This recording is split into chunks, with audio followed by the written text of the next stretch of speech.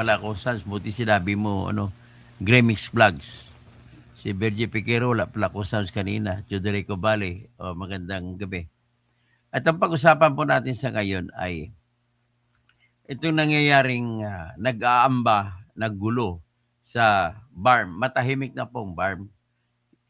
Nang dahil lamang po sa pakikialam ni BBM at sa kanilang dameyo. At ang una ko pong nakikita nito na subaybayan ko po ito. Nagsimula po ito ang gulo nung naghati sa dalawang lalawigan, ang lalawigan na Maguindanao. At ito ay nagiging Maguindanao del Sur at Maguindanao del Norte. Ang gobernador noon ng Maguindanao ay nakatira sa Maguindanao del Norte. Siya ang itinalaga na gobernador ng Maguindanao del Norte. At yung vice-gobernador na Maguindanao na dapat siyang mamumuno sa Maguindanao del Sur ay hindi nilagay. Bagkos nilagay yung out of the blue na hindi man lang nahalal kahit purok president na si Abdul Rauf Makakwa.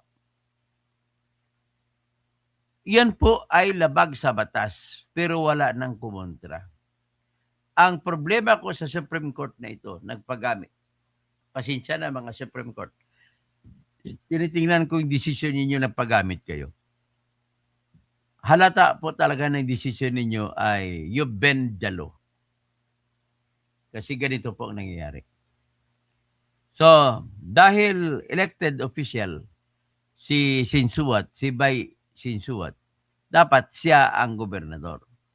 Ang ginawa ay si Abdul Rauf Makakwa. So, nag-file ng petition si Bay Sinsuat.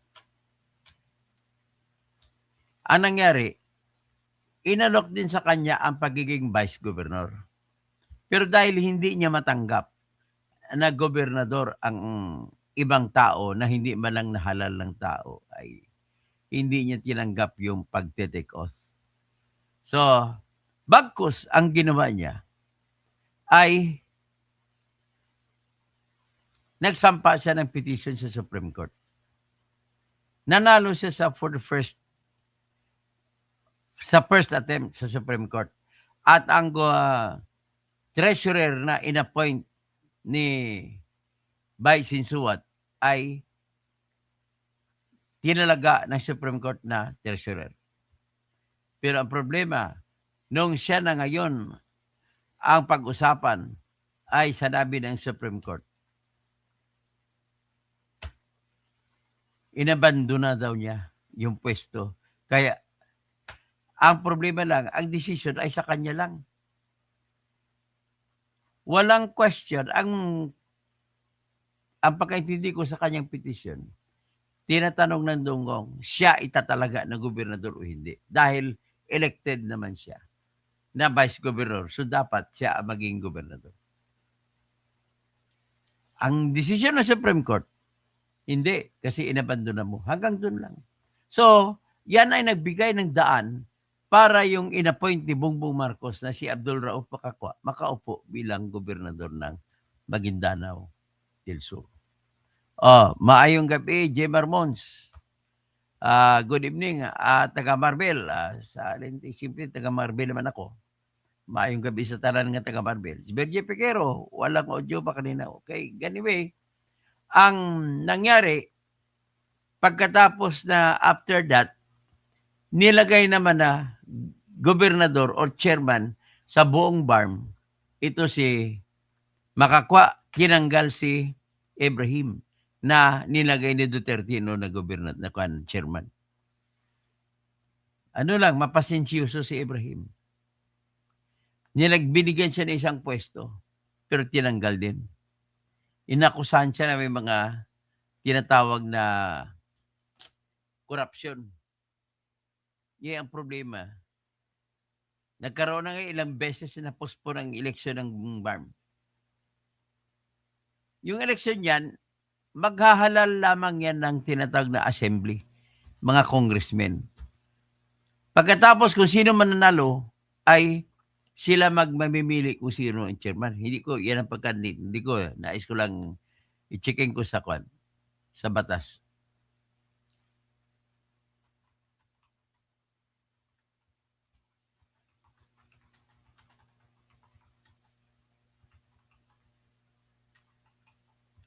Yan. Tinanong ko muna kung paano napipili ang BARM chairman.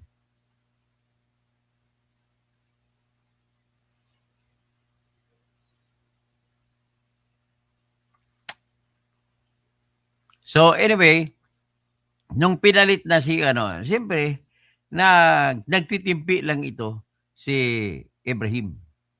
So ito ang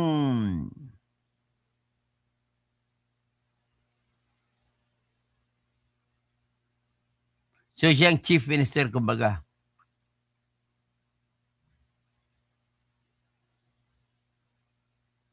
So sa ngayon interim, no?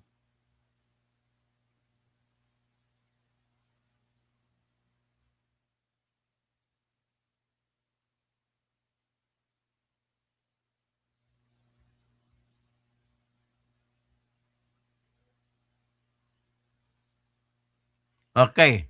Ayon po sa organic law ng BARM, kapag nahalal na ang mga members of parliament ng BARM, sila ang pipili kung sino ang magiging chief minister.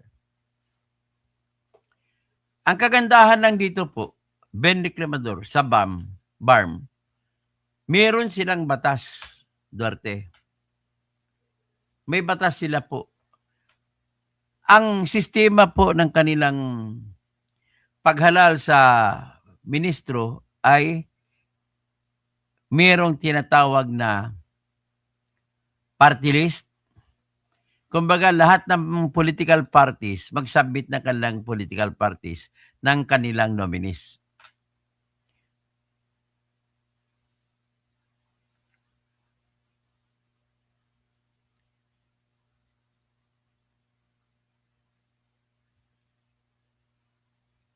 So titingnan natin how are members of parliament elected.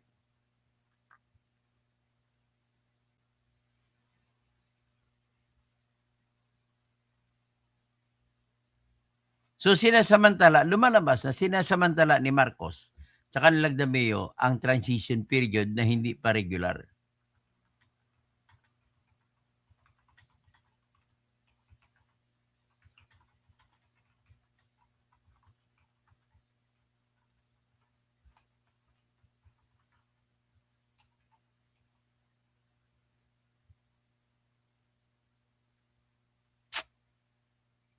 So habang wala pang eleksyon, inappointed ng lahat.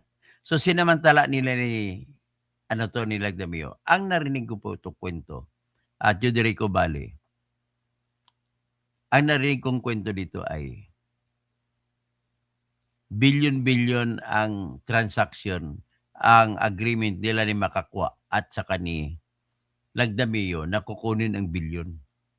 Papunta naman kay BBM yun. Grabe ka magnanakaw talaga ni BBM na to. Pati pera ng BARM kukunin pa. Okay, bago ipagpatuloy, patugtog ko muna yung tugtog ni Inday Sara.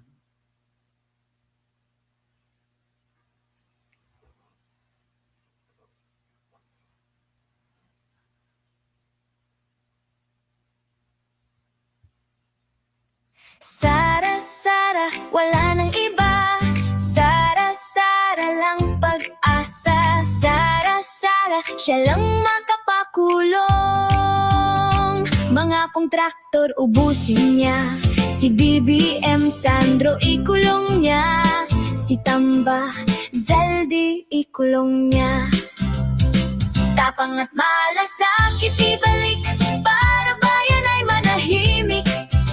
Durugin ang sindikato sa korte, sa DPUA, sa DS Void, sa PhilHealth. Okay, so tanggalin naman na natin ito at magpatuloy tayo sa ating diskusyon.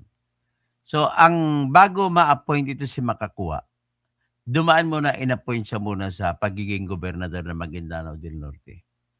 Kinutsaba nila ni Anton Lagdamio ang mga mayor ng Maguindanao del Norte at para huwag kumontra. Ang kumontra lang dyan ay si Bay Sinsuat na dapat siya ang uupo by reason of the law of succession. Sa batas ng succession, kung sino yung highest elected officer, kapag nabakante ang gobernador, ay ang papasok po ang next highest president, elected official, na dapat si Bai Sinsuwat. Pero hindi nangyari. Ulitin ko lang na imbes na siya ay appoint, inaya siya nila ni Marcos, nila Damio, na mag-take off bilang vice governor. Hindi niya maatim. As a matter of principle, she must be the governor under the law. Pero ginawa na gobernador ang hindi elected. Kinuha si Makakwa doon bilang isang official doon sa MILF. Nilagay dyan. Eh di, ito namang isa, kapal mukha. Hindi niya inalintana. Sinasadya na lang na maraming takot sa kanya ng mga MILF. Dinituloy-tuloy niya. Hanggat sa nilagay na naman siya ng chairman ng Maguindanao, BARM. Nung nilagay siya ng chairman ng BARM, yun, nagpatakbo naman siya at pinalitan niya yung chairman ng MILF, na dapat chairman ng MILF, parang si Andres Bonifacio, chairman ng president ng KKK, ng Katipunan, tapos naalasan si Andres, si Emilio Aguinaldo ang pinalit. Parang ganito nangyari. So nilagay si Makakwa. Sinamantala naman ito ni Anton Lagdameo na wala pang eleksyon na nangyari sa BARM, kaya pwede sila mag-appoint. Pero sa batas ng organic law ng BARM, kung mag-umpisa na ang eleksyon, ang tanging may karapatang pumili kung sino ang chairman or chief minister ng BARM ay yung mga members of parliament. Ang members of parliament po ng BARM ay 80. Ang 40 po ay pipiliin sa mga political parties. Ang sistema ng eleksyon ng 40, halimbawa, maraming mga partido ang sumali. Meron dyan isa sa partido na sumali ay ang, siyempre, nais ko na lang din, i-disclose na lang, paborito ko po ang UBGP. Union of Bangsamoro Justice Party. Yan po ang partido ni Murad. Lahat ng party sumali sa eleksyon. Kada partido magbibigay ng top 40, minimum of 40 nominees. Minimum of 40, lahat sila na kandidato. Ganun ang eleksyon nila, Reklamador. Ang iboboto ng mga tao ay partido, hindi tao. So, kung ilang porsyento ang nakukuha ng Party A, UBGP, ay i-multiply mo sa 40, yan ang makukuha nila. Halimbawa, 50% ng boto nakuha ng UBGP. Ang 50% ng 40, bibigyan sila ng 20 seats ng congressman. Ang iba rin partido, dami, BARM Grand Coalition, meron din. So, depende sa nakuha nila sa 100% na total number of voters, i-divide mo, ratio and proportion, yan ang magiging number of congressmen ng bawat partido. In other words, almost sure ka na lahat ng mga partido na sumali na pinayagan ng COMELEC ay halos magkaroon kahit minimum of 1 congressman. Maganda pa ang batas ng BARM. Nagsagawa sila ng batas na bawal tumakbo ang magkakapatid at magpipinsan sa isang partido. In other words, sila ang unang nag-effect ng tinatawag na political dynasty. Alam mo naman yung mga Maguindanao, Maranao, at mga Tausug. Mga dynastic families po sila. So, hindi ko lang maintindihan kung paano nila pinaghati-hati. So, ngayon, natanggal ang hulo kasi nga kumontra yung gobernador ng hulo. So, hindi siya nasama. Ang nakasama lang Tawi-Tawi, Basilan, tapos Lanao del Norte, Lanao del Sur, Maguindanao del Sur, Maguindanao del Norte, ilang bayan sa Cotabato Province na kasama dyan. Pero ang inantay sana kung magkaroon ng election for the first time ngayong September. I'm just hoping nagiging high pitch na ngayon ang emotion ng tao. Nagdidemand po ang tao na ilagay si Ibrahim bilang chairman kay BBM. Ngayon, pag mahalal ng 40 allotted parties para sa mga political parties, ay magkaroon ng district representatives. So 32 ang district representatives.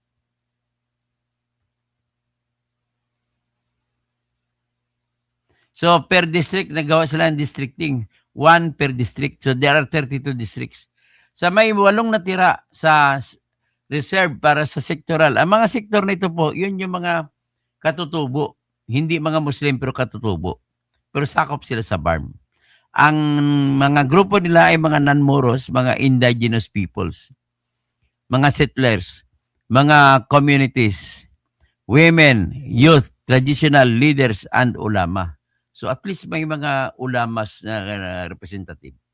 So yan po, kung mag-election, sila ang pipili ng minister. Pero sa ngayon, na problema sila kasi sobrang pamumulitika. And ladies and gentlemen, naniniwala po ako na totoo ito.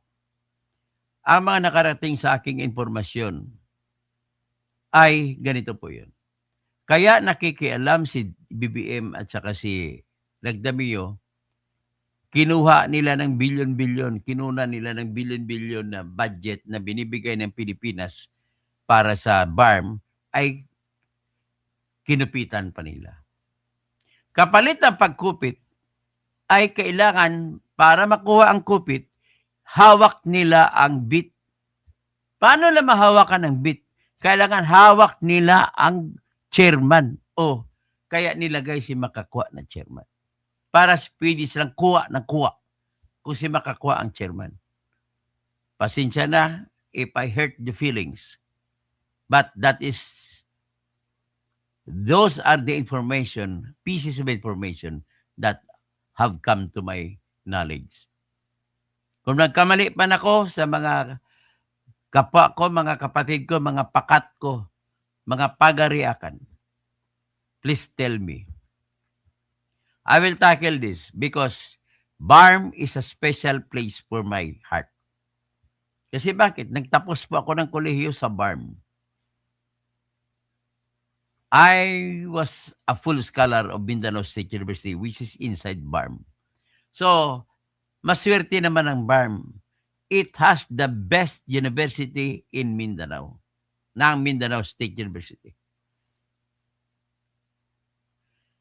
So, ito, mahigit kalahating milyon ang estimate ng tao na pumunta sa rally. Tingnan muna natin ang rally. At least, na-articulate ko na ngayon ang konteksto kung bakit nagkaroon ng away. So, ito ngayon ang ipapakita ko sa inyo mga footage na nakukuha sa rally kanina.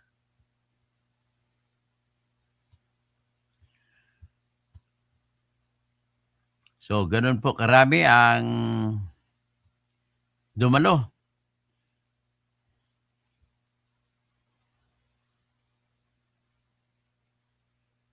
Kaya lang walang sound.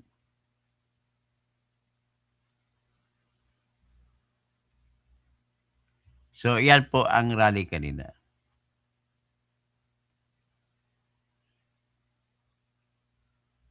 Ilagay ko rin ang ibang mga portion ng rally.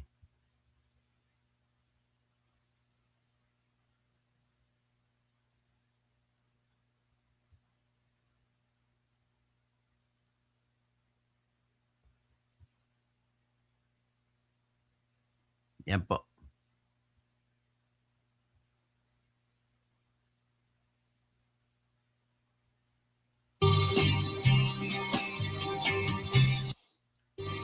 Hindi ko lang pag-sound. Kasi pag nag-sound, baka mag-copyright ako. So, ayan po yung rally kanina. Alam mo ang ginawa ng mga nagrarally kanina? Yung mga tarpaulin ni Anton Lagdamio, pinagbabato nila ng kamatis. At yung iba ron na mga mujahidin yan, mga rebelde yan, Nagtitritin na babalik sila sa pagka-rebelde kung hindi maayos itong ginagawa nila. Kita mo kung ano ang itinayo ni Duterte, sinisira ni Bongbong Marcos. Gusto ni Bongbong Marcos na bumalik pa sa away. So, yan po ang sitwasyon kanina. Sa Cotabato City yan. Alam mo yung Cotabato City? Yan ang sentro ng BARM. Dati Marawi City. So ngayon, pero sa Marawi City, may mga rally din. So pakiusap lang sana, Bongbong, wag mo na pakialaman muna ang BARM. Kasi pag magkagira-gira na naman dyan ulit, kami mga taga riyan ang mamroblema, hindi kayo. Mga taga Luzon ay hindi man lang sila malalagay sa balag ng alanganin.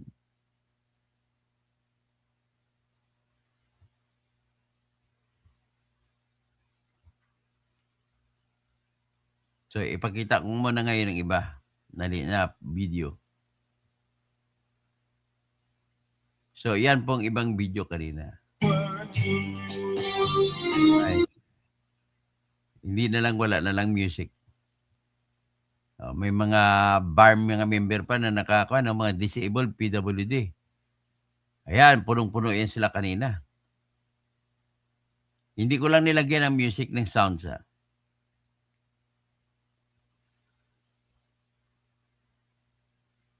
So, yan po yung mga tao. May music pa rin. Ibalik ang BARM leadership ng Imaylep. Ipatupad ang kasunduan. Yan po ang sigaw ng mga mamamayan ng Cotabato City. Ng BARM.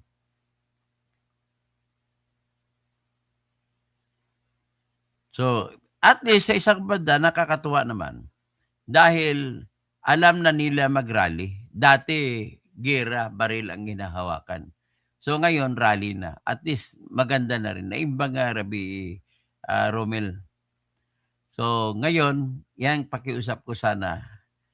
Ibalik si Ibrahim bilang Imaylep bago magkaroon ng eleksyon. Pagka-eleksyon, hayaan mo na ang mga members of parliament maghalal kung sino gusto nila gawing chief minister.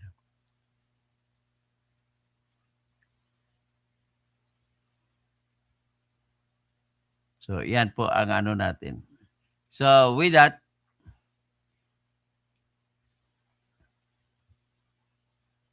okay. So, meron lang ako maiksing kwento dyan.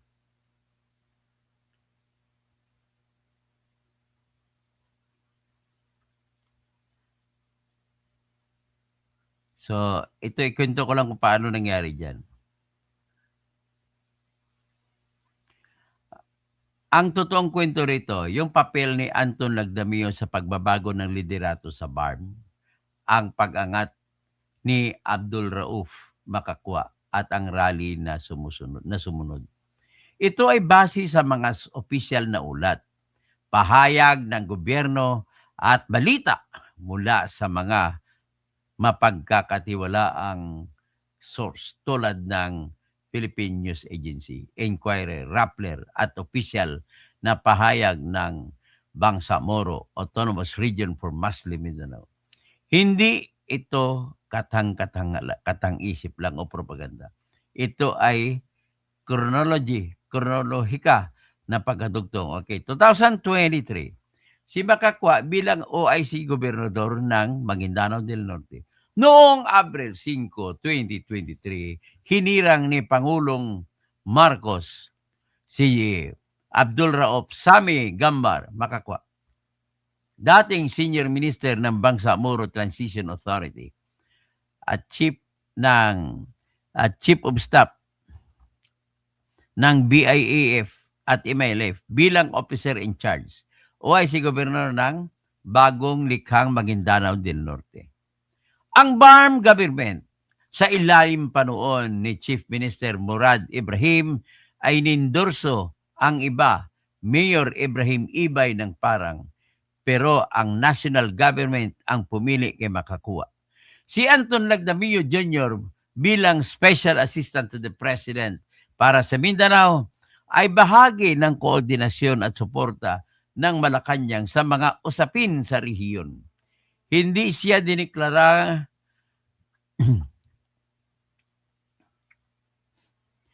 hindi niya direktang gumawa. Hindi siya direktang gumawa ng appointment. Yun ay prerogative ng Pangulo. Pero bilang point person ng Pangulo sa Mindanao, malaki ang impluwensya niya sa pagpapatupad at pag-coordinate ng mga decision sa BARM at mga probinsya nito. Si Makakwa ay nagsilbi bilang OIC Governor hanggang Marso 2025 na itinuring ng kanyang mga taga-suporta bilang simula ng pag-unlad ng probinsya, mga infrastruktura at iba pa. Marso 2025, si Makakwa bilang interim chief minister ng BARM. Noong Marso 9, 2025, muling hinirang ni Pangulong Marcos si Makakwa, ngayon bilang interim chief minister ng BARM. Pumalit kay Alhaj Murad Ibrahim, MILF chairman na nagsisilbi mula noong 2019. Si Anton Lagdamio ang inatasang tumulong sa maayos at mapayapang paglipat ng kapangyarihan sa bagong interim government at mga bagong miyembro ng Bangsamoro Transition Authority. Ginulo talaga nila. Pinalitan din ang ilang miyembro ng parliament ayon sa ilang ulat at reklamo. Nabawasan ang bilang ng upuan na nakalaan para sa MILF mula 41 patungong 35 sa ilang interpretasyon ng Bangsamoro Organic Law. Sa ilalim ni Makakwa, bilang interim chief minister, ang BARM Parliament ay nagpatuloy sa paggawa at pagpasa ng mga batas, pagpapatupad ng mga programa at pamahalaan sa transition period habang naghahanda para sa parliamentary elections na naka-schedule noon pa sa 2025. Si Makakwa ay inilarawan ng kanyang mga taga-suporta bilang tulay para sa pagpapatuloy ng kapayapaan at pag-unlad. Mga tension at akusasyon laban kay Lagdamio. Habang nagpapatuloy ang pamamahala ni Makakwa, lumitaw ang mga kontrobersya. Si TESDA Chief Suharto Mangudadato na dating gobernador ng Sultan Kudarat at iba pang mga personalidad kasama ang Mangudadato Dynasty at ilang Duterte allies tulad ni Mayor Sebastian Basti Duterte ay inakusahan si Lagdamio ng panghihimasok sa politika ng BARM, pakiting ng pundo para sa BARM at pag-impluwensya sa mga appointment para mabawasan ang impluwensya ng MILF. Ilang BARM officials at opisyal ng gobyerno ang itinanggi ang mga akusasyon ng katiwalian laban kay Lagdamio na sinasabing walang direktang hawak siya sa pagpapatupad ng proyekto sa BARM. May mga ulat na si Lagdamio ang ill-advised sa Pangulo na humantong sa pagtanggal kay Murad at pagbabago ng komposisyon ng Parliament. Hunyo 2025 hanggang Hunyo 2026. Pagbubuo ng tension at malaking rally. Nagpatuloy ang transition sa ilalim ng Makakwa. Ngunit lumalakas ang mga boses na nagsasabing hindi nalubos na naipapatupad ang comprehensive agreement on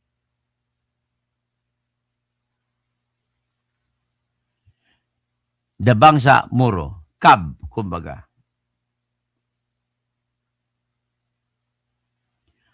Ang 2014 peace deal, yung bali ang pinag-usapan ng 2014 na peace deal na kung saan kasama si yung ano ngayon, yung justice ngayon si Marivic Leonin, Sa panahon ni Noynoy sila nagpirmahan. May mga reklamo tungkol sa vacant na posisyon ng head government.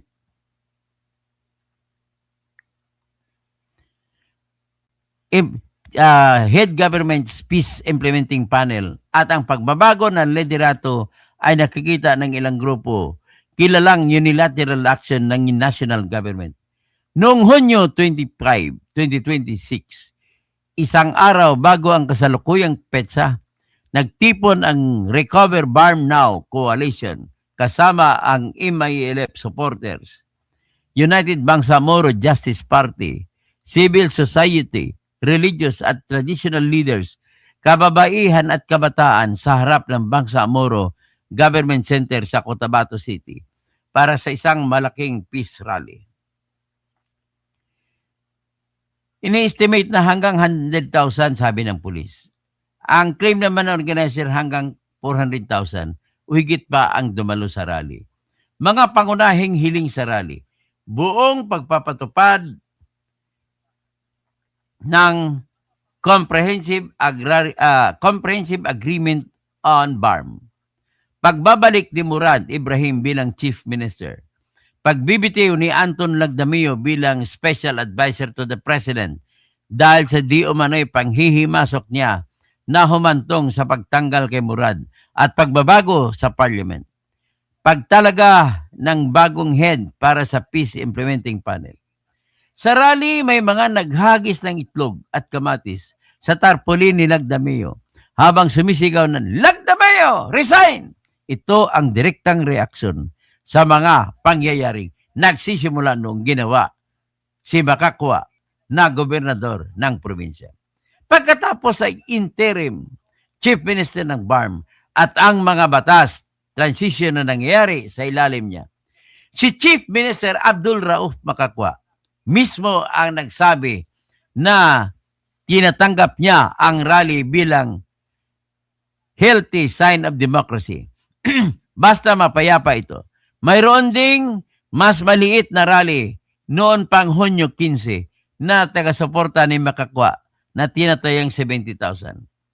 Bukod sa pagkadugtong, ang lahat ay nagsisimula sa impluwensya at koordinasyon ni Anton Lagdamio bilang Special Advisor to the President for Mindanao Affairs. Mula sa appointment ni Makakwa bilang OIC Governor ng Maguindanao del Norte hanggang sa paglipat niya bilang Interim Chief Minister ng BARM 2026 at ang pagbabago sa composition ng Parliament. Sa ilalim ni Makakwa, nagpatuloy ang paggawa ng mga batas at pagmamahala. Ngunit ito ay nakita ng mga taga-suporta ng original na MILF leadership bilang pagbabago na nagbabawas sa kanilang mga impluensya.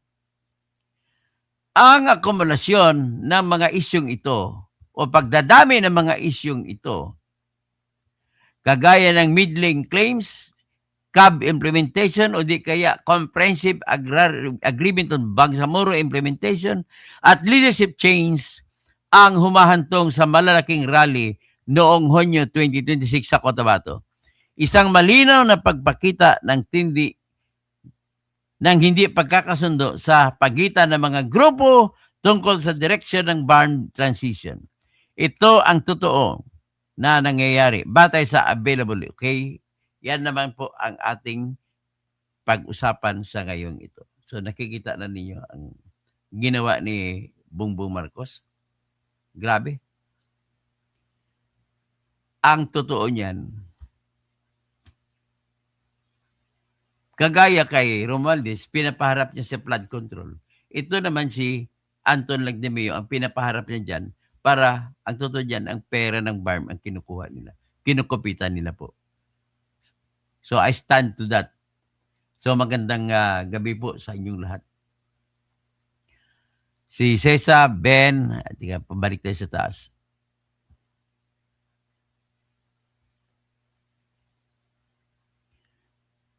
So, Jim Marmon sa taga Marbel. Jose Gonzales, gulo po ba kaya ang gusto asawa ni PBM Kuya? Asawa ni BBM Lisa Marcos, yan sila ni Anton ang gumawa niyan. Feeling ko po kasi si Lisa na asawa ni PBM ang nanggulo sa inang bayan natin. Virgie Picaro, si Palaka ang president. Si Ben Reclamador, Daibot. Jose Gonzales, Kuya, pakiaral po. Teodorico, Bali Jr. Na-miss din daw, pinatugtog ko na kanina. Mr. Romualdez, yo, katoto. Mr. Romualdez Tambi, Ben Dalo, yo. Catalino Echagi Jr. Bakit wala kang buhok? Ay, hindi naman binabanggit ang kwan. Mga buhok. Naging nangyari doon kay Catalino Echagi Jr. Ikaw ay troll ang nangyari sa iyo eh. Bakit buhok ko pinapansin mo? Hindi mo nga nang makikita eh. Ben Reclamador, hindi maganda yung political party ang hindi, yan nga mas maganda. Palitan ng sistema ng gobyerno, congressman natin, partido na lang ibuboto. Kasi Ben Reclamador, if you know, sa Europe, lahat ng parliament doon, binuboto ang political party. Yung walang kandidato na binuboto, kundi political party. Hindi tao-tao, kundi partido. Kaya, sa Great Britain, ang alam ko, ay mayroong tinatag na para sa House of Commons, member ng Parliament ng House of Commons at saka member ng Parliament ng House of Lords. Ang House of Lords parang yan ang senador, upper house. Yung mga lord, yung mga nobles ang mga pamilya ang mga nagiging member. Sa House of Commons, yun yung mga tao. May tinatag niya Labour Party, Conservative Party. So, mine, Ben Reclamador, Mr. Tambi. Romualdez Tambi, katoto, basta ikaw. Mary Jane Andrade, Ohio gozaimasu, idol like Dan po. Mr. Romualdez Tambi, 24 pa kasi inireklamo yan sila Dameo, dyan agad, hindi agad inaksyonan. Paano kasi, kolektor ni bagman ni BBM sila Dameo sa BARM, kinukuha lang nila ang pera ng BARM. Kushi, Kusbing Liwag, Virgie Picaro, tama na magprotest ang mga lusob ko sa tiyan. Dati akong taga Cotabato City, tapon si Bangag, PBBM. At taga Birds Fresco, taga Cotabato City ka pala dati. Edwin Abon, diyan kayo magaling na hindi po yung DDS. Mga Muslim yan, DDS mo. Bagay, mga Duterte supporters sa mga Muslim. Mr. Romualdez Tambi, Berg, wag mo nang ilagay sa iyong kamay ang batas. Edwin Abon, karma abutin mo. Isa lang solusyon talaga, tanggalin si BBM eh. Alam ko, naniniwala sa akin ng mga tao dyan sa BARM, lalo na mga grupo ng UBGP.